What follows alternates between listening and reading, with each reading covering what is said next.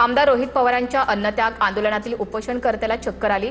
शिवराज वाकोडे यांना तत्काळ रुग्णालयामध्ये दाखल करण्यात आलं।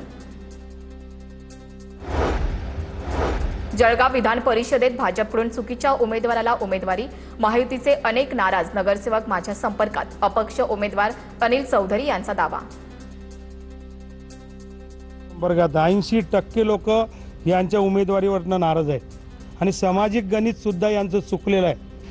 म्हणजे 4-4 लोकांना तुम्ही समाजातच जर पद देत असाल, या समजा 3 कॅबिनेट मंत्री तुमच्याजवळ आहे, चौथं तुम्ही परत हे पद दिलं तर लोकांची नाराजी, यांचे जे उरलेले समाज आहे की ज्यांच्यावर अन्याय झालेला आहे त्यांचा मोठ्या प्रमाणात मला पाठिंबा आहे। त्याच्यामुळे वाटतंय बघ तुम्हाला 100% खूप मतं, म्हणजे चांगल्या मतांनी मी निवडून येईल। सध्या दिलेली कर्जमाफी ही फसवी, सरसकट 2 लाखांची कर्जमाफी द्या। उद्यापर्यंत सरकारनं निर्णय घेतला नाही तर गावागावात हे आंदोलन पेटेल, खासदार निलेश लंके यांचा इशारा। कल्याणच्या वालधुनी नदीच्या प्रदूषणावर आता प्रशासनाची कठोर भूमिका, महापौर हर्षाली थविल चौधरी आणि आयुक्त अभिनव गोयल यांच्याकडून पाहणी, नदी पुनर्जीवनासाठी सविस्तर प्रकल्प अहवाल तयार करण्याचा निर्णय।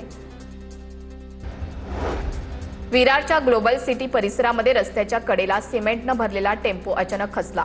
गुजरात गॅसकडून खोदकाम केलेल्या ठिकाणी टेम्पो खचला, या घटनेत टेम्पोचं नुकसान।